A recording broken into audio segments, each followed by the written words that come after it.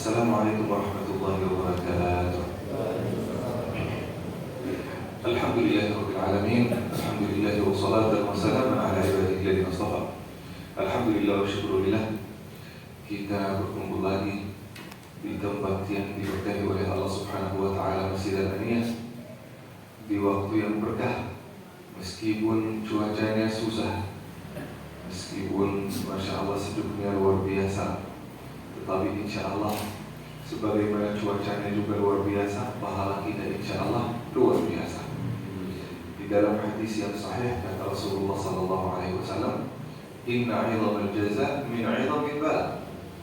Besarnya pahala di sisi Allah Subhanahu wa taala itu bergantung pada besarnya usaha. Kalau kita berusaha melawani semua kesusahan-kesusahan untuk melakukan apa yang diperintahkan oleh Allah Subhanahu wa taala, maka pahala kita sesuai dengan kesusahan tersebut. Jadi kalau kita membandingkan pahala kita sekarang salat subuh sekarang dibandingkan dengan mungkin masa panas, musim panas, mungkin sekarang lebih besar pahala kita. Karena banyak di antara kita saat dingin, saat hujan susah bangun. Tempat tidurnya itu menjadi sangat nyaman gitu kan, hanya saat kita dingin. Tetapi karena Allah Subhanahu wa ta'ala sudah memberikan ganjaran yang besar, pahala yang besar, kita bisa melawani nafsu kita, keinginan kita untuk melakukan apa yang diperintahkan Allah Subhanahu wa ta'ala. Mudah-mudahan kedatangan kita ke Masjid Al-Aniyah tercatat oleh Allah Subhanahu wa ta'ala sebagai amal saleh. Amin. Ibu-ibu, bapak-bapak yang saya cintai, hari ini insya Allah kita akan membahas tentang judul yang terkait dengan aktivitas kita sehari-hari, terkait dengan kesehatan kita sendiri, terkait dengan kalau kita punya keinginan untuk hidup panjang, untuk hidup lama, untuk hidup sehat walafiat. Karena kalau kita melihat rata-rata kehidupan dan umur di Indonesia itu di antara 60 sampai 70. Dan ini termasuk average yang sangat rendah. Sangat rendah. Di negara yang tidak ada perang, yang aman, nyaman, kok masih hanya hidup sampai 70 tahun. Nah, padahal kalau kita mungkin pernah melihat yang di Jepang, umur di sana rata-rata dari 80 sampai 70 sampai 90, 81, 82, 85. Kalau kita melihat Luxembourg itu sudah 86, 85, itu rata-rata umur di sana. Padahal kalau kita melihat negara-negara mereka itu sangat dingin, cuacanya sangat ekstrim. Kalau kita melihat cuaca terbaik di dunia, di antara yang terbaik adalah cuaca yang ada di Indonesia. Tidak terlalu dingin dan juga tidak terlalu panas. Tapi kenapa orang-orang di sini pada mati muda? Ya. Kenapa mereka cepat meninggal dunia? 60 tahun, 65 udah meninggal dunia. Kenapa? Bisa jadi dengan lifestyle kita, pola kehidupan kita. Allah Subhanahu wa ta'ala di dalam agama Islam sudah memberikan kepada kita obat dan kayak refreshing, updating diri kita setiap hari, bahkan sampai 5 kali. Kadang-kadang kalau kita duduk di rumah, duduk di atas sofa, posisinya tidak sehat. Duduk di atas kursi saat kita bekerja, duduknya posisinya tidak sehat. Saat kita bekerja bersama laptop kita sampai membengkak tulang belakang kita, posisinya tidak sehat. Begini pun juga hadirin, posisinya tidak terlalu sehat. Nah, bagaimana kita bisa mengkoreksi? Bagaimana kita bisa mendapatkan posisi yang sehat? Posisi yang sehat itu didapatkan kalau kita melakukan salat sesuai dengan apa yang diajarkan oleh Rasulullah SAW.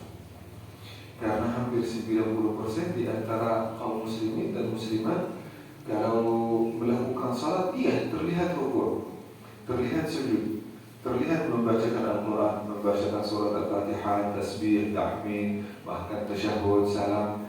Tetapi posisinya tidak sesuai dengan apa yang diajarkan oleh Rasulullah SAW. Bagaimana Allah Subhanahu Wa Taala dan Rasulnya mengajarkan salat ini kepada kita? Yang pertama, Allah Subhanahu Wa Taala mengajarkan kepada kita kalau kita ingin salat atau apapun ibadahnya, kita harus menghadirkan kalbu dan pikiran kita. Kalbu dan pikiran kita harus hadir di dalam salat.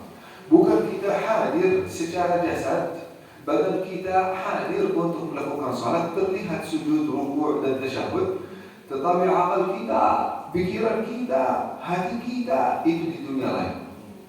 Begitu kita masuk salat, masuklah segala macam pikiran. Pikiran gaji, pikiran cicilan, pikiran masalah, pikiran kantor, pikiran anak-anak, semua masalah-masalah di dalam hidup itu semuanya numpuk saat kita salat, semuanya muncul. Padahal sebelum salat itu kita tidak memikirkannya. Baru kita memikirkannya saat kita salat. Kenapa? Karena ada syaitan. Namanya siapa? Namanya Khanzab. Selalu ingin merusak salat kita. Karena inti daripada salat adalah menghadirkan kalbu dan pikiran. Kata Rasulullah SAW, Inna min ummati laysa lahum min salatihi illa ma wa'a minha. Kata Rasulullah, umatku ini tidak akan dapat pahala salat kecuali apa yang mereka khusyuk di dalamnya. Ya, kalau kita khusyuk 10% berarti pahala kita 10%. Kalau kita khusyuk 50%, insya Allah pahala kita 50%. Kalau kita khusyuk 100%, pahala kita insya Allah sempurna 100%. Nah, jadi itu tergantung apakah kita menghadirkan kalbu dan pikiran di dalam salat, dan itulah yang akan menentukan pahala kita di sisi Allah Subhanahu Wa Taala. Kalau kita hanya menghadirkan jasad, badan, percuma kita melakukan salat kita. Karena yang menentukannya adalah khusyuk. Jadi yang pertama, kita harus menghadirkan kalbu dan pikiran, membuang semua masalah-masalah dunia, hanya memikirkan satu hal saat salat. Apa yang kita pikirkan? Bagaimana salat ini diterima oleh Allah Subhanahu Wa Taala? Bagaimana kita dapat pahala di dalamnya? Bagaimana supaya salat ini bisa menjadi salat yang sempurna, yang diridhai Allah Subhanahu Wa Taala? Hanya itu pikiran kita saat kita melakukan salat. Dan sebelum kita melakukan salat, menghadirkan kalbu dan pikiran untuk meluruskan niat. Kadang-kadang banyak di antara kita sudah ketagihan melakukan apapun di dalam dunia ini hanya untuk dapat manfaat dunia. Entah itu ingin dipuji, ingin dikagumi, ingin dikatakan soleh, ingin dikatakan solehah, ingin dapat maslahat dan manfaat dunia, apapun di dalam dunia ini. Jadi diukur, apa yang saya akan dapat di dunia ini? Apa yang saya akan dapat dari manusia? Padahal itu keliru, dan itu termasuk di antara dosa yang besar. Padahal kita tidak merasakannya. Kalau kita dinasihati oleh orang, malah kita akan melawan. Karena kita merasa kita melakukan amal saleh. Padahal bisa jadi kata Allah Subhanahu Wa Taala, وَهُمْ يَحْسَبُونَ أَنَّهُمْ يُحْسِنُونَ صُنْعًا. Dia tidak merasa bersalah. Kenapa? Dia sudah melihat dirinya sudah melakukan rukuk, sujud, tetapi karena tidak menghadirkan kalbu, sujud, rukuk, salatnya itu bisa menjadi dosa. Karena termasuk syirik. Syirik apa? Syirik kecil. Karena melakukan salat ini bukan semata-mata karena Allah Subhanahu Wa Taala sebenarnya, melakukannya karena manusia atau untuk mendapatkan manfaat dunia. Kadang-kadang banyak di antara kita melakukan salat kalau melihat manajernya melakukan salat. Melakukan salat karena melihat bosnya melakukan salat. Kalau bosnya tidak datang ke masjid, tidak akan melakukan salat. Melakukan salat karena terbiasa. Jadi karena terbiasa, bukan karena Allah. Sudah terbiasa, sudah rutinitas melakukan salat. Bahkan kalau sudah masuk salat, menggerakkan bibirnya untuk membacakan surat Al-Fatihah, surat pendek, dan juga rukuk, sujud, dan bacaan kita di dalamnya itu kita karena rutinitas dan kita sudah diprogram tubuh kita untuk melakukan salat, kita sudah terbiasa melakukannya, kita tidak pernah menghadirkan kalbu dan pikiran, tidak pernah juga meluruskan niat kita kepada Allah Subhanahu wa taala. Maka pahala salat berapa Pak Ustaz? Kalau kita tidak meluruskan niat, pahalanya nol, bahkan pahalanya minus. Minus apa artinya? Berarti dapat dosa. Di dalam hadis yang sahih, ini hadisnya setiap kali saya bacakannya saya merasa takut. Kata Rasulullah sallallahu alaihi wasallam, "Inna min ummati man lam yazdad bi salatihi min Allah illa bu'da." Kata Rasulullah, di antara umatku ada kaum yang tidak akan bertambah dalam salatnya kecuali makin jauh dari Allah Subhanahu wa taala. Nah, setiap kali melakukan salat makin jauh, salat jauh. Makin banyak salatnya makin jauh dari Allah Subhanahu wa taala. Kenapa? Karena setiap kali melakukan salat itu melakukannya karena manusia. Melakukan salat tetapi masih melakukan perbuatan keji dan mungkar. Melakukan salat tetapi masih berbuat maksiat. Melakukan salat tetapi masih korupsi. Melakukan salat masih menzalimi orang. Melakukan salat masih menyakiti perasaan orang. Orang ini akan makin jauh dari Allah Subhanahu wa taala. Bisa jadi meskipun penampilannya agamis, meskipun terlihat ustaz, ulama, atau syekh, ya, karena ukuran Allah Subhanahu wa taala itu bukan penampilan, bukan gelar, tetapi apa yang ada di dalam hati kita. Jadi yang pertama, kita meluruskan niat kepada Allah Subhanahu wa taala. Di dalam hadis yang sahih yang akan menunjukkan betapa pentingnya kita melakukan salat sesuai dengan apa yang diajarkan oleh Rasul. Kata Rasulullah sallallahu alaihi wasallam, "Idza sami'a al-munafiqu as-salat." Kalau orang munafik itu dengar azan, Allahu Akbar, Allahu Akbar, apa yang akan dilakukan oleh orang munafik? Mengabaikan. Tidak akan segera mempersiapkan diri menyelesaikan kegiatannya untuk melakukan salat. Mengabaikan. Bahkan dengar azan salat subuh mengabaikan. Sampai terbitnya matahari baru mau melakukan salat. Udah dengar azan salat zuhur, tetapi tidak melakukan salat. Nunggu sampai salat asar segera melakukannya jamak bersama salat asar. Salat maghrib juga ditelatkan, ditunda-tunda. Jadi ini sifat orang munafik. Dengar azan, tetapi sengaja menunda-nunda salatnya. Padahal dia mampu, sanggup melakukannya tepat waktu. Di dalam hadis yang sahih kata Rasulullah sallallahu alaihi wasallam ketika ditanya, "Ayyul a'mali ahabbu ila Allah?" Amal mana yang paling dicintai oleh Allah Subhanahu wa taala? Ini kalau kita ingin dicintai oleh bos kita, oleh atasan kita, oleh manajer kita akan melakukan apa yang dia cintai. Nah, sahabat Rasulullah bertanya yang sama kepada Rasul, "Ya Rasul, kalau kita ingin dicintai oleh Rasulullah, oleh Allah Subhanahu wa taala, apa yang membuat Allah Subhanahu wa taala itu makin cinta kepada kita?" Kata Rasulullah yang pertama, "As-salatu ala waqtiha." Salat tepat waktu. Itu adalah amalan yang paling dicintai oleh Allah Subhanahu wa taala. Kata sahabat Rasulullah, "Tsumma ayya Rasulullah?" Setelah salat apa? Kata Rasulullah, "Isbahul wudu'i 'ala al-makarih." Apa artinya isbahul wudu'? Menyempurnakan wudu meskipun susah-susah. Sebagaimana ibu dan bapak subuh ini menyempurnakan wudu, meskipun airnya sejuk, cuacanya dingin, bangun tidur susah, tetap kita menyempurnakan wudu kita sebagaimana kita diajarkan oleh Rasulullah SAW. Setelah itu kita melakukan salat, berarti kita sudah melakukan dua amalan yang paling dicintai oleh Allah Subhanahu wa taala. Saya bersaksi jamaah Masjid Al-Aliyah insyaallah subuh ini sangat dicintai oleh Allah Subhanahu wa taala dan Rasulnya. Amin. Jadi kata Rasulullah, orang munafik kalau dengar azan, dia sengaja menunda salatnya. Kalaupun dia wudunya tidak sempurna. Kalau misal dia pakai baju begini, dia keberatan untuk membuka bajunya dan juga menyempurnakan wudu dia sampai sikunya. Berat Pak Ustaz, biar ditutup.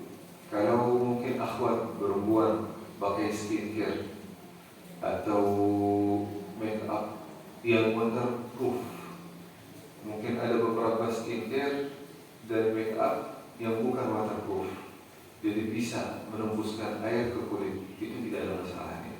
Tetapi kalau waterproof menghalangi air sampai ke kulit, maka itu harus dicuci, harus diambil dulu sebelum kita melakukan wudu, karena wudu itu mestinya harus sampai ke kulit. Nah, kadang-kadang banyak orang keberatan untuk melakukannya. Nah, di antara sifat orang munafik tidak akan menyempurnakan wudunya. Kalau dia masuk salat, bacaannya tidak sempurna karena dia ingin cepat-cepat menyelesaikan salatnya, bahkan membacakan surat Al-Fatihah dengan kecepatan yang luar biasa. Rukuknya cepat, sujudnya cepat. Kata Rasulullah, kamayat murutik. Kalau ayam itu makan, ayamnya tidak pernah makan pelan-pelan begini. Ada makanan di sini, makan begini. Lalu pelan-pelan angkat, tidak pernah kan? Langsung cepat. Begitu salat orang munafik, seperti ayam saat makan. Saya masih ingat ketika kali pertama datang ke Indonesia, itu hampir sudah 12 tahun yang lalu. Saat saya mau keluar dari jalan tol, saya tidak ingat itu Muhammad Taha, atau Pastor, tidak ingat. Karena udah lama. Saya saat itu masih nol bahasa Indonesia, belum bisa bahasa Indonesia. Saya sampaikan kepada Pak Supir, Mr. Driver, would you please to stop here? I want to offer my first salat in Indonesia. Tolong berhenti di sini, Pak Driver, Pak Supir, karena saya mau melakukan salat pertama saya di Indonesia. Dan pertama salat saya di sini. Baru datang dari Timur Tengah. Saat itu alhamdulillah beliau berhenti di masjid yang sangat lumayan luas, besar, halamannya sangat luas. Begitu saya melihat masjidnya, saya merasa alhamdulillah sangat bahagia. Tetapi begitu saya masuk masjid, itu kebetulan bulan Ramadan, sebelum azan Isya, belum diazan Isya, belum azan. Alhamdulillah masuk masjid yang sangat luas, masih sepi saat ini masjidnya. Alhamdulillah saya sholat langsung di belakang, duduk langsung di belakang tempat imam, nunggu azan. Ketika ada azan dikumandangkan, Masya Allah, jamaah itu memenuhi masjid. Masjid yang luas itu penuh dengan musallin. Dilihat dari jendela masjid, halaman masjid pun juga penuh dengan musallin. Disitulah hati saya merasa sangat bahagia. Dulu saya anggap Indonesia ini jauh dari Timur Tengah, jauh dari Makkah, tidak bisa bahasa Arab. Pasti kalau saya masuk masjid-masjidnya itu sepi, tidak ada orang yang mau melakukan salat. Tetapi Masya Allah, semangat mereka untuk melakukan salat melebihi semangat orang Arab sendiri. Masya Allah, merasa sangat bahagia. Bacaan imam juga bacaan yang sangat indah, luar biasa. Begitu selesai salat Isya, mulai salat tarawih. Salat tarawih di masjid itu 23 rakaat. Masya Allah, seperti Al-Haram, seperti Al-Madinah, seperti Mekah. 23 rakaat. Tapi 23 rakaat itu dilakukan dalam waktu 5-7 menit, selesai semua. Itu termasuk salat yang paling cepat di dalam kehidupan saya. Dan dini Allah, bapak-bapak, ibu-ibu yang saya cintai, saya orang Arab. Quran itu bahasa Arab. Udah hafal Al-Quran sejak kecil. Tetapi begitu saya mau fokus dalam bacaan imam itu mau membacakan apa, saya sendiri tidak ngerti. Yang saya ngerti adalah Bismillahirrahmanirrahim, Alhamdulillahirrahmanirrahim. Yang jelas adalah Bismillahirrahmanirrahim waladhdallin. Itu yang paling jelas. Membacakan waladhdallin supaya jamaah semuanya amin, semangat membacakan amin. Padahal mereka tidak tahu apa yang baru dibacakan oleh imam. Belum lagi rukuk, sujud. Saat itu saya tidak cerita yang lebih. Itu yang terjadi. Saat saya mau melakukan rukuk, sujud, mau mengikuti imam, saya belum selesai sujud yang kedua, belum selesai sujud pertama, imamnya sudah selesai sujud kedua dan sudah berdiri untuk membacakan rakaat berikutnya. Luar biasa. Saat itu saya tidak kuat ikut bacaan imam dan tidak bisa ikut salat bersama imam. Akhirnya ambil keputusan untuk membatalkan salat saya dan keluar untuk salat tarawih. Tapi sudah terjebak. Sudah di saf pertama, safnya Masya Allah sangat rapat. Masjidnya sudah penuh dengan musallin. Kalau saya berhasil keluar dari masjid, belum tentu bisa berhasil keluar dari halaman masjid. Masya Allah, masjid dan halaman masjid itu penuh dengan musallin. Rupanya datang ke masjid itu jemaah sampai memenuhi masjid supaya menyelesaikan salat tarawih dalam 5 menit atau 7 menit. Masya Allah. Disitulah hancur hati saya. Awalnya sudah bahagia. Masya Allah, masjidnya sangat ramai. Tapi itu dulu 12 tahun yang lalu. Sekarang Alhamdulillah seperti itu, masjid seperti itu sudah tidak ada. Mudah-mudahan mereka semuanya sudah sadar. Jadi salat itu bukan kita menuduh mereka, bukan kita menyalahkan mereka. Kasihan mereka belum tahu, mungkin belum tahu. Karena Aisyah radhiyallahu anha, istri Rasul, ketika ditanya, kalau Rasulullah berdiri untuk melakukan salat qiyamul lail, qiyamul lail itu termasuk salat witir, salat tarawih, salat tahajud itu semuanya qiyamul lail. Kalau Rasulullah mau melakukan salat qiyamul lail, bacaannya seperti apa? Kata Aisyah, kana yaqra'ul Qur'an fayuhabbiruhu tahbira. Rasulullah kalau membacakan Al-Quran di dalam salat, membacakannya pelan-pelan, tidak pernah cepat-cepat. Bagaimana pelan-pelan? Bismillahirrahmanirrahim. Alhamdulillahi Rabbil Alamin. Diam di antara satu ayat dan ayat berikutnya. Kenapa diam? Supaya ada waktu untuk mentadabburi ayat yang baru dibacakan. Ar-Rahmanir-Rahim, Maliki Yawmiddin, Iyyaka na'budu wa iyyaka nasta'in, Ihdinas siratal mustaqim. Itu padahal Rasulullah SAW orang yang paling fasih dalam bahasa Arab, yang paling mengerti arti daripada Al-Quran dan bahasa Arab. Kita sendiri belum mengerti bahasa Arab, belum mengerti Al-Quran, belum bisa membacakannya dengan sempurna. Malah bacaan kita sangat cepat. Allah Subhanahu wa Ta'ala pernah menegur Rasulullah. Menegur Rasulullah di mana? Menegur Rasulullah dengan teguran yang luar biasa di dalam surat Al-Qiyamah. Kata Allah Subhanahu wa Ta'ala, La tuharrik bihi lisanaka lita'jala bih, inna alayna jam'ahu wa qur'anah. Dulu Rasulullah SAW supaya merajaah Al-Quran, beliau sudah hafal Al-Quran 30 juz, supaya tidak lupa hafalan Al-Qurannya, maka beliau merajaah dengan bacaan yang sangat cepat. Seperti apa? Seperti begini. Bismillahirrahmanirrahim. Alhamdulillahi Rabbil Alamin, Ar-Rahmanir-Rahim, Maliki Yawmiddin, Iyyaka na'budu wa iyyaka nasta'in, Ihdinas siratal mustaqim. Ini bacaannya tidak ada masalah sebenarnya. Kalau secara tajwid tidak ada masalahnya, karena setiap huruf itu dibacakan dengan sempurna. Tajwidnya pun juga sempurna. Itu akan membantu orang yang sudah habis Al-Quran 30 juz untuk bisa merajaah setiap hari 3 juz, 5 juz, tanpa mensia-siakan agenda-agenda dan aktivitas yang lain. Nah, tapi untuk Rasulullah tidak boleh. Kenapa? Karena Rasulullah SAW kalau membacakan Al-Quran banyak yang dengar.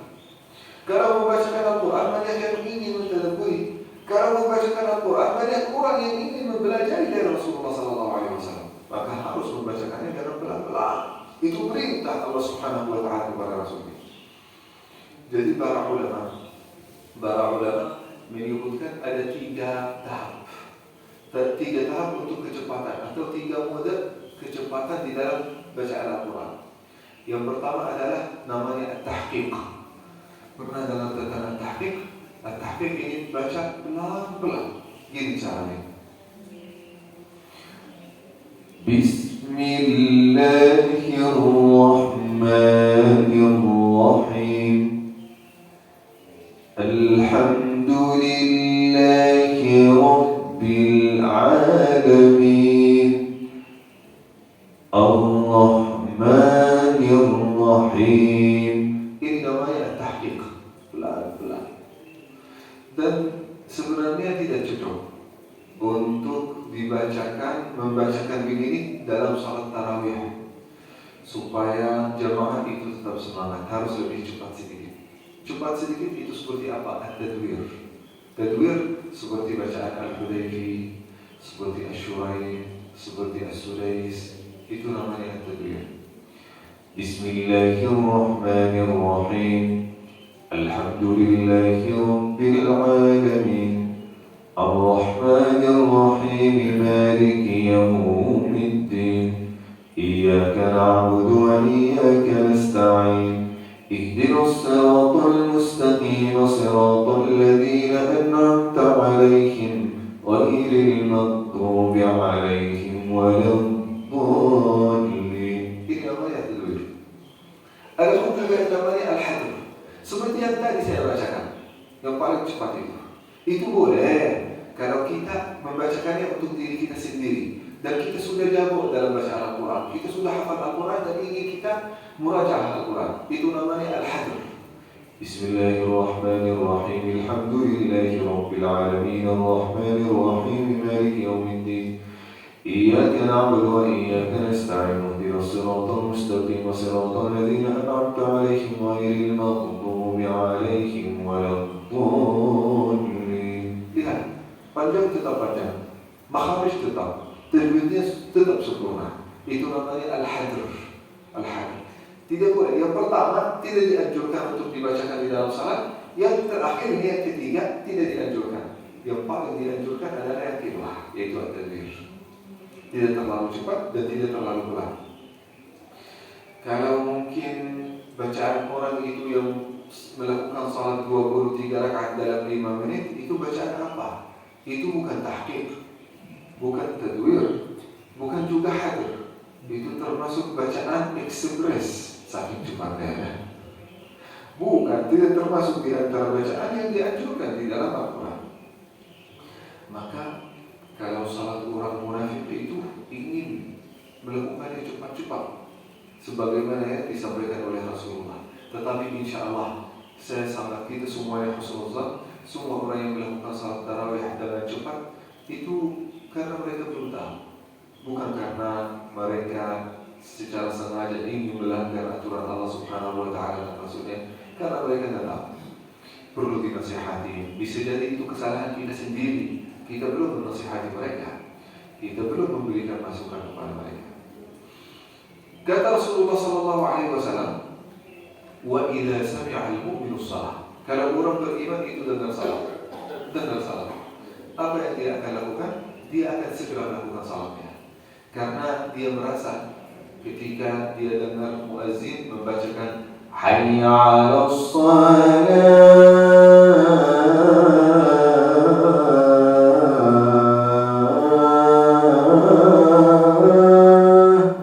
itu seolah-olah Allah Subhanahu wa Ta'ala yang sedang memanggil kita.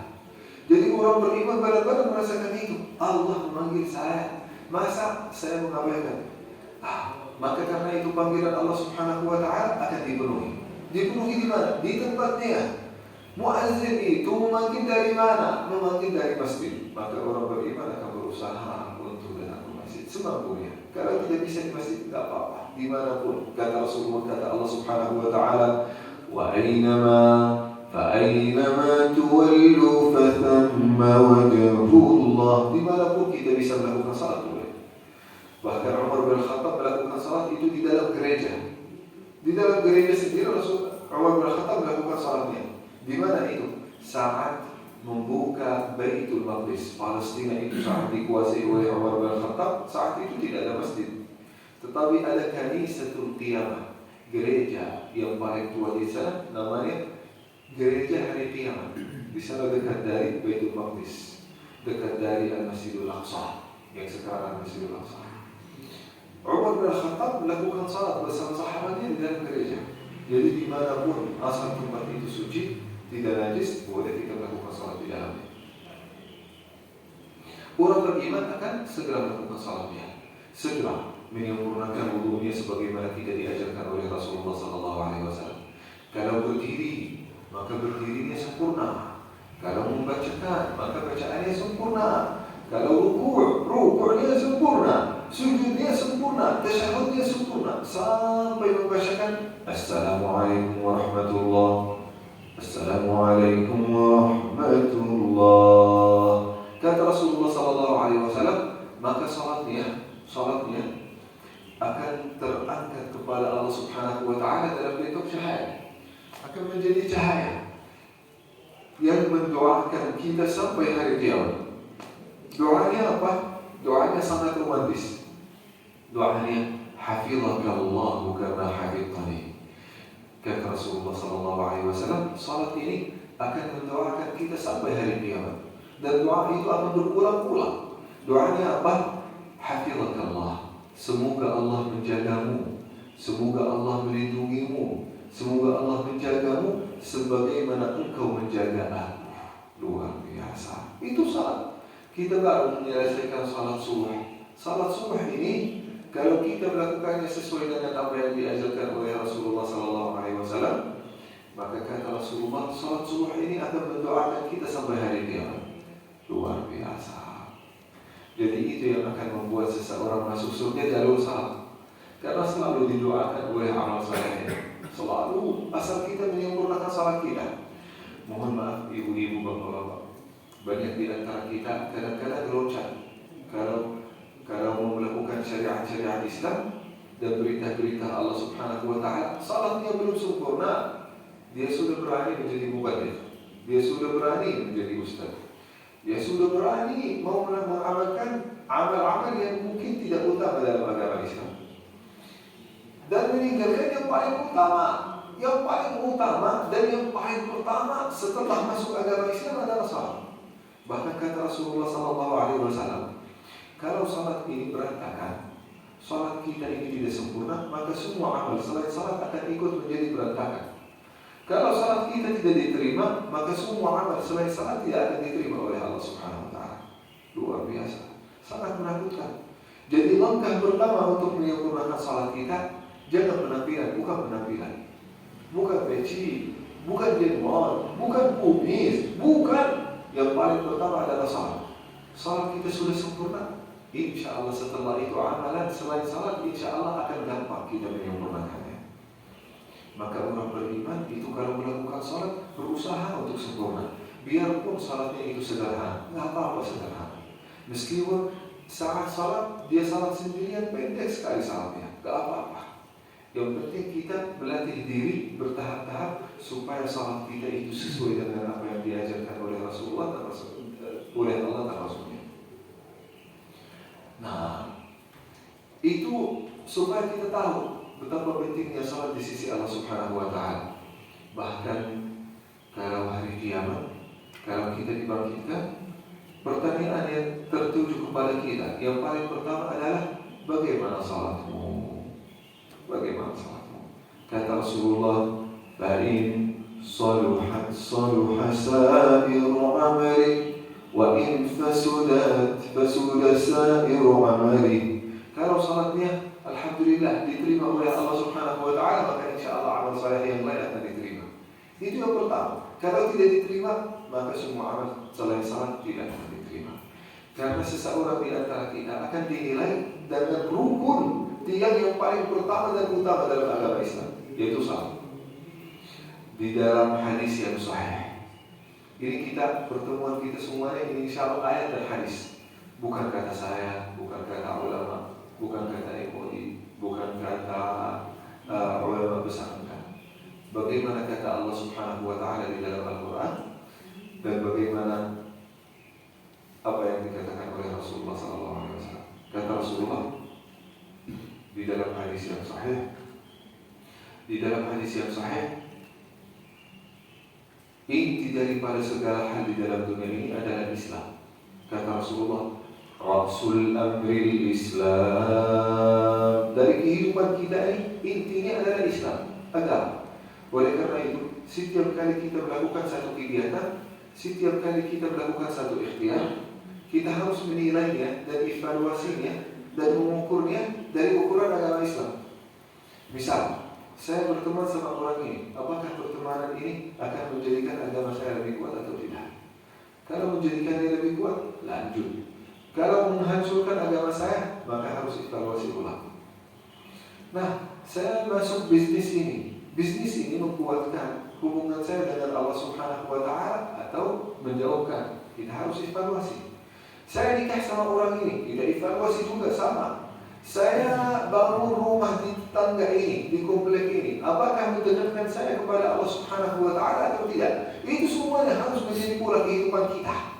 Jadi apapun kegiatan kita, ikhtiar kita, kegiatan kita evaluasinya dan ukurnya dari segi Islam itu seperti apa. Kalau menjadikan agama saya lebih kuat, lanjut. Kalau menghancurkan agama saya, harus kita evaluasi ulang. Evaluasikan. Kata Rasulullah, Rasul Amril Islam, inti daripada kehidupan kita adalah Islam, agama Islam. Wa imaduhu salah. Imaduhu salah. Dan juga inti daripada kehidupan kita ini adalah Islam. Imadul Islam, tiang untuk agama Islam adalah salat. Kalau tiang ini hancur, maka inti daripada kehidupan kita pun juga hancur. Nah, kita harus menyempurnakan salat supaya tiang ini benar-benar kokoh dan kuat. Bagaimana kita menyempurnakannya? Menyempurnakannya dengan apa yang diajarkan oleh Rasulullah SAW. Tidak jauh. Di sini biasanya salat isyraq jam berapa? Jam berapa? 42. Tinggal 5 menit. Nah, kita sedikit menjelaskannya. Yang pertama, kita menghadirkan kalbu dan pikiran sebagaimana yang kita sudah sampaikan. Kalau kita sudah menghadiri kalbu dan pikiran, insya Allah hati kita akan merasa sangat tenang. Bahkan ulama atau ilmuwan dalam bidang psikologi, mereka berkata, kita berdiri di hadapan Allah Subhanahu wa Ta'ala 5 waktu setiap hari, itu insya Allah adalah tariq, jalan yang paling singkat untuk meraih kebahagiaan di dunia ini. Karena apapun kesusahan kita, apapun kesulitan kita, berapa banyak orang yang memusuhi kita, saat kita berdiri di hadapan Allah Subhanahu wa Ta'ala, meluruskan niat kita semata-mata karena Allah Subhanahu wa Ta'ala, menghadirkan kalbu dan pikiran, khusyuknya sempurna, bacaannya sempurna, sunnah Rasulullah di dalamnya juga sempurna, insya Allah akan hilang semua perasaan sedih, stres, dan juga kecewa, sengsara. Itu semuanya akan dicuci setiap hari, bahkan 5 kali. Luar biasa. Kenapa? Karena kita sedang menyempurnakan hubungan kita dengan Allah Subhanahu wa Ta'ala adalah zat yang paling kuat. Lebih kuat daripada orang yang membenci saya, lebih kuat daripada orang yang memusuhi saya, lebih kuat daripada dunia dan segala isinya. Allah Subhanahu wa Ta'ala yang bisa dan mampu memberikan rezeki kepada saya. Luar biasa. Saat kita berdiri di hadapan Allah Subhanahu wa Ta'ala, meskipun banyak masalah kita, meskipun banyak cicilan kita kan, meskipun banyak kesulitan kita, berdiri di hadapan Allah Subhanahu wa Ta'ala, habis semua masalah-masalahnya. Meskipun masalahnya masih ada, tetapi masalah itu terlihat sangat kecil. Karena hubungan kita dengan Allah Subhanahu wa Ta'ala yang mengatur segala-galanya. Coba bayangkan. Kalau ibu dan bapak ini punya hubungan kekerabatan atau kekeluargaan dekat sama bapak TNI, sama bapak gubernur, atau sama bapak Prabowo, bapak presiden, kita mungkin tidak akan merasa sangat susah. Apapun yang kita minta, apalagi kalau kita hubungi Pak Prabowo, saya lagi sedang bermasalah. Ada seseorang yang memusuhi saya ini. Ada seseorang yang ingin mengganggu saya. Pasti orang kuat ini akan membantu kita. Jadi kita tenang perasaan kita. Bagaimana kalau hubungan kita kuat dengan Allah yang menciptakan Bapak Presiden, menciptakan Bapak TNI, menciptakan pejabat, Allah Subhanahu wa Ta'ala. Kalau hubungan kita kuat dengan Allah, tenang kehidupan kita. Oleh karena itu, kadang-kadang kita merasa heran atau kadang-kadang tidak percaya kalau kita melihat ibadah sahabat dan tabi'in. Melihat mereka, Masya Allah, ibadah mereka luar biasa. Meskipun masalah-masalah yang mereka alami itu luar biasa juga. Bagaimana mereka bertahan? Bagaimana mereka sabar? Karena satu, hubungan yang baik dengan Allah Subhanahu wa Ta'ala. Oleh karena itu, kalau kita membacakan surat Al-Baqarah, kata Allah Subhanahu wa Ta'ala, "Wasta'inu bis-sabri was-salah, innallaha ma'as-sabirin." Kalau ada seseorang menyampaikan kepada kita saat ada masalah, sabar Pak. Bagaimana saya sabar Pak Ustaz? Was-salah, dan salat. Yang akan menguatkan sabar kita adalah salat. Apalagi kalau kita melakukan salat benar-benar sesuai dengan apa yang diinginkan oleh Allah Subhanahu wa Ta'ala. Salat itu akan mendukung kesabaran kita. Jadi kalau kita melihat Rasulullah pernah diganggu, pernah digoda, pernah diusir, sampai-sampai mereka ingin membunuh Rasulullah Sallallahu Alaihi Wasallam. Bagaimana pula kehidupan Rasulullah Sallallahu Alaihi Wasallam untuk menjaga diri dari kesusahan-kesusahan ini? Kalau kita mengalami kesusahan, saya yakin kesusahan yang dialami oleh Rasulullah Sallallahu Alaihi Wasallam itu semuanya sakit jiwa, semua sakit jiwa. Bisa bayangkan ketika Rasulullah dimanapun beliau pergi dipanggil, oh Khalid, itu panggilan terhadap Rasulullah. Ketika beliau mulai dakwahnya, atau mungkin dipanggil dukun, sahir, atau tukang sihir, dipanggil juga gila, dimanapun beliau pergi, supaya mereka membuat Rasulullah SAW putus asa dan berhenti dakwahnya. Tapi Rasulullah tidak pernah berhenti. Apa yang membuatkan Rasulullah? As-salah. Aisyah radhiyallahu anha, istri Rasulullah, setiap malam melihat Rasulullah melakukan salat qiyamul lail. Sampai apa? Sampai kakinya membengkak, sampai kakinya ini terbelah. Bukan terbelah ya, terluka. Saking lama berdiri di hadapan Allah Subhanahu wa Ta'ala dalam salatnya. Itulah yang membuatkan Rasulullah Sallallahu Alaihi Wasallam. Itulah rahasia kekuatan psikis Rasulullah Sallallahu Alaihi Wasallam menghadapi semua kesulitan dan kesusahan dunia. Jadi yang pertama adalah melakukan salat dan menghadirkan kalbu dan pikiran, dan itu yang insya Allah akan membuat kita bahagia, membuat kita tenang apapun masalah yang kita hadapi di dalam dunia ini. Insya Allah kejadian yang akan datang mungkin setelah 1 bulan, seperti pertemuan kita hari ini, Sabtu yang keempat dalam masalah ya. Sabtu yang keempat nanti insya Allah akan diumumkan oleh Al-Mukarram sesuatu. Setiap Sabtu yang keempat insya Allah sama-sama kita akan mengkaji tentang Al-Quran dan sains. Dan insya Allah pertemuan yang akan datang kita akan menjelaskan tentang salat, melanjutkan tentang salat dan kaitannya dengan kesehatan kita sendiri. Saya tidak berlama-lama, mudah-mudahan apa yang sudah disampaikan menjadi bermanfaat bagi kita semua. Mungkin kalau masih ada waktu, barangkali ada pertanyaan, ada yang mau disampaikan dari Ibu dan Bapak. Ada pertanyaan? Silakan. Tentang sholat subuh itu bagaimana waktu? Baik.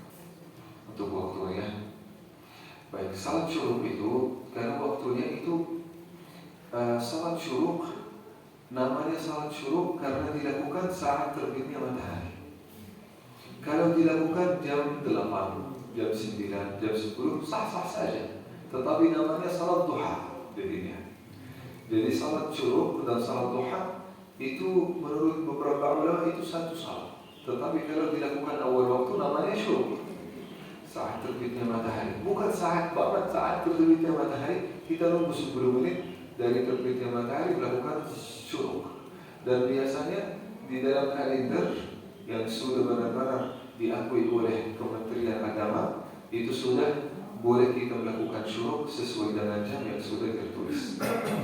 Nah, itu namanya salat syuruk. Kata Rasulullah SAW, kalau kita duduk di musola kita setelah salat subuh dan setelah itu sampai terbitnya matahari, lalu kita melakukan 2 rakaat yaitu salat syuruk, maka akan tertulis bagi kita hajjah, seolah-olah kita melakukan haji dan umrah. Jadi pahalanya sangat besar. Berapa banyak rakaatnya? Banyak di antara sahabat melakukannya 2 rakaat. Aisyah radhiyallahu anha, istri Rasulullah, melakukannya 4 rakaat. Rasulullah SAW tidak pernah menyebutkan berapa banyak rakaatnya. Oleh karena itu, banyak ulama menyebutkannya, kata para ulama, salat isyraq dan salat duha itu berapa banyak rakaatnya? Open. Mau melakukannya 8 boleh, mau melakukannya 10 boleh, mau melakukannya 100 boleh, mau melakukannya 1000 pun juga kalau asal ada waktu boleh. Di dalam beberapa riwayat, tetapi riwayatnya mungkin dhaif. Al-Imam Zainul Abidin, cucunya Rasulullah SAW. Rasulullah punya anak namanya Fatimah. Fatimah punya 2 anak namanya Al-Hasan dan Al-Husain. Dari Al-Husain ini punya anak namanya Zainul Abidin. Zainul Abidin. Zainul Abidin ini di dalam beberapa riwayat beliau pernah melakukan salat duha sampai 1000 rakaat. Jadi saya menyampaikan itu bukan untuk membuat ibu dan bapak salat 1000 rakaat, enggak. Karena supaya kita mengerti bahwasanya rakaatnya tidak ditentukan di dalam hadis yang sahih. Jadi mau melakukannya 2 rakaat, 4 rakaat, 6 rakaat, 8 rakaat, 10 rakaat, ya terserah kita. Asal kita menyempurnakan salatnya sesuai dengan yang dijelaskan tadi. Nah, itu maksudnya apa Pak? Itu maksud pertanyaannya. Itu maksud Bapak, maksud pertanyaannya begitu. Ya. Untuk hadisnya yang itu, ada yang itu ada yang bilang itu dianjurkan. Ya, tidak ada yang ulama yang berkata salat isyraq itu bid'ah, tidak ada dalam ulama. Karena ini hadisnya sangat sahih. Biasanya ulama itu beda pendapat kalau hadisnya tidak sahih atau mungkin hadis sendiri itu juga mereka beda pendapat. Ini sahih, ini hasan, atau ini dhaif. Tetapi hadis ini termasuk hadis yang sah. Bahkan disebutkan di dalam Sahih Bukhari. Di dalam hadisnya kata Rasulullah SAW, "Ma min 'abdin shalla subha," atau dekat dari bahasa ini. "Ma min 'abdin shalla subha, thumma qa'ada fi musallahu hatta tatlu'a asy-syams, thumma shalla rak'atain, illa kataba Allahu lahu hajjatan wa 'umratun tammatan." Jadi hadisnya sangat sahih. Jadi kalau ada seseorang ingin mengingkari salat isyraq ini, bagaimana memperlakukan hadis Rasulullah SAW yang sangat sahih? Jadi kalau ada sahih hadis yang sahih, kita harus berhenti, udah ikut hadis.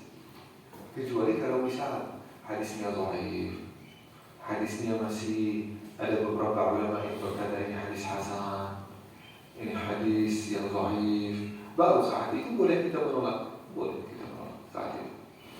Ini hadisnya belum sahih, maka saya tidak berani melakukannya Pak Ustaz. Maka boleh, terserah, karena hadisnya bukan sahih.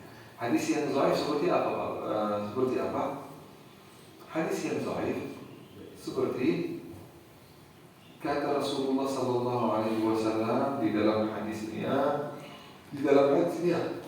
saat masuk masjid, doa untuk masuk masjid. Misal, Allahumma ftahli abwaab rahmatik. Itu termasuk hadis. Beberapa ulama berkata itu hadis dhaif. Boleh kita menolaknya, boleh kita tidak mengamalkannya sebenarnya. Jadi mau mengamalkan doa masuk masjid atau tidak mengamalkan, tidak apa-apa. Karena itu hadisnya masih ada qaul di antara ulama, perbedaan di antara ulama. Sampai beberapa ulama berkata, tidak ada hadis dan tidak ada hadis yang sahih yang menyebutkan doa Rasulullah SAW setiap kali masuk masjid. Nah, jadi seperti itu hadis yang baik. Tapi hadis yang untuk salat isya itu termasuk hadis yang sahih, Pak. Ya, jadi pasti harus diikuti. Harus diikuti maksud saya kita termasuk salat sunnah. Ini salat isya ini termasuk sunnah. Jadi kita tidak boleh menolaknya. Boleh kalau kita tidak mengamalkannya boleh. Tetapi menolaknya jangan menolaknya, karena yang menyampaikan itu Rasulullah SAW. Ya, jazakallah khair, barakallahu fiik. Ada pertanyaan lagi? Silakan, Pak.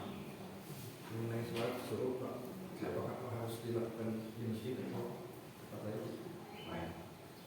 Di dalam hadis, "Tsumma qa'ada fi musalla." Jadi di tempat salatnya, di mana salat subuh?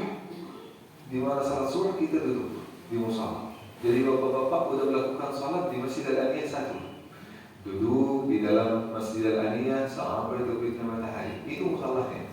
Kalau melakukannya di rumah, maka duduk di tempat salatnya sampai terbitnya matahari. Tapi kalau kita melakukan salat di Masjid Al-Aniyah, pulang ke rumah, melakukan salat isya di rumah, sah-sah saja, boleh. Tetapi pahalanya tidak sesempurna yang disebutkan oleh Rasulullah, umrah dan haji. Dua umrah dan haji. Belum tentu kalau kita mungkin salat di masjid, lalu kita melakukan salat isya, salat syuruk itu di rumah, belum tentu kita dapat pahala yang sama. Memang Rasulullah tidak pernah menjelaskannya, tetapi yang jelas di dalam hadis, qa'ada fi musalla, duduk di musallanya, duduk di masjidnya sampai terbitnya matahari. Lalu melakukan 2 rakaat itu di musallanya juga. Nah, untuk pahalanya berapa? Allahu a'lam, Allah yang tahu. Barakallahu. Ada yang bilang sebelum kita sholatnya di awal, kalau kita di rumah itu bukan suruh, tapi Duha. Bisa jadi. Tapi itu tidak ada hadis sahih ya. Jadi beberapa ulama berbeda pendapat tentang ini, salat duha, salat isya. Akhirnya mereka berijtihad. Ijtihad ini berpendapat. Padahal berpendapat itu tidak ada dasar hadisnya yang sahih. Jadi mereka berpendapat, ya udah, berarti kalau kita melakukannya awal waktu itu isyraq. Kenapa isyraq? Karena isyraq itu artinya terbit matahari. Kalau duha itu waktu duha, waktu pagi sampai menjelang siang, itu waktunya. Jadi duha itu bukan nama salat sebenarnya, itu direla dengan waktunya. Seperti mungkin salat zuhur karena di waktu zuhur, waktu asar itu karena di waktu itu namanya asar. Nah, jadi isyraq dan duha karena memang kita melakukan salat isyraq itu waktu terbitnya matahari. Kalau sudah salat duha itu sudah terbit, sudah 1 jam, 2 jam, 3 jam, itu bukan isyraq lagi, sudah duha. Nah, itu untuk namanya di rumah atau di masjid jadi duha atau isyraq. Ya, sebenarnya tidak ada hadisnya, tetapi boleh-boleh saja. Karena itu ijtihad dari ulama yang benar-benar sudah mendalami ilmu hadis Rasulullah SAW. Jazakallah khair. Ada pertanyaan lagi? Gimana Pak? Ada pertanyaan? Baik. Kalau tidak ada pertanyaan, kita khatamkan dengan berdoa kepada Allah Subhanahu wa taala. Alhamdulillahirabbil alamin. Alhamdulillahirabbil alamin. Alhamdulillah wa salatan wa salaman ala ibadihi alladhina istafa. Allahumma ij'al tajammu'ana hadha tajammu'an marhuma waj'al tafarruqana min ba'dihi ma'suma wa la taj'al fina wa la ma'ana wa la bainana shaqiyyan wa la mahruma. Allahumma ighfir lana dhunubana واستر عيوبنا وارفع درجاتنا في عليين. اللهم اجعل بلدنا هذا إندونيسيا بلدا طيبا مباركا فيه. اللهم قنا شر الزلازل والفتن والمحن ما ظهر منها وما بطن يا